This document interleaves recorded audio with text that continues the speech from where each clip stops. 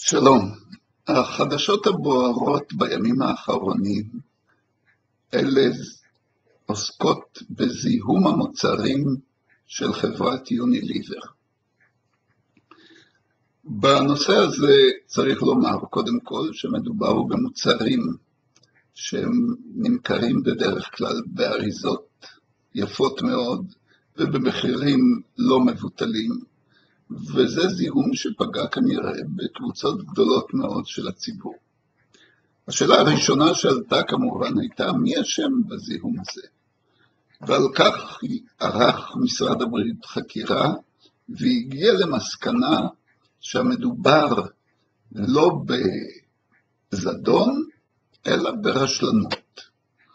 וההודעה הזאת ניתנה עם מידה מסוימת של שביעות רצון, כאילו שאם זו רשלנות, אז זה פחות חמור מזדון.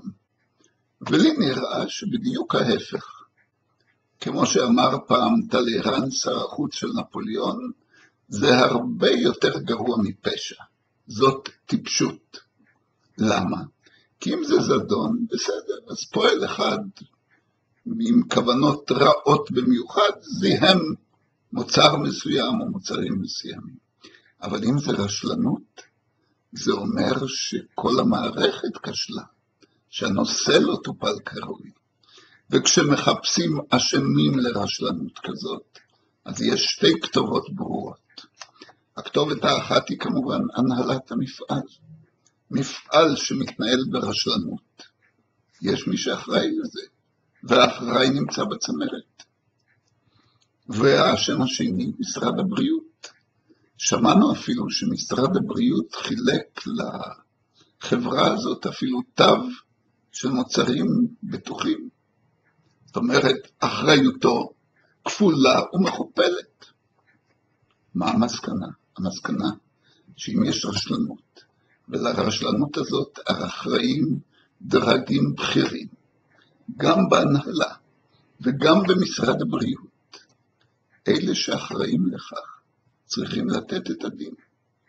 אין אחריות מסוג אחר.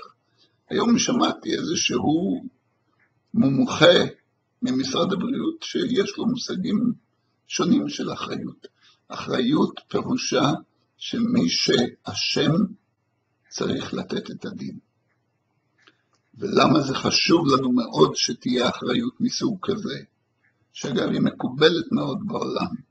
מנהלי חברות שנתפסים בכישלון חמור מתפטרים.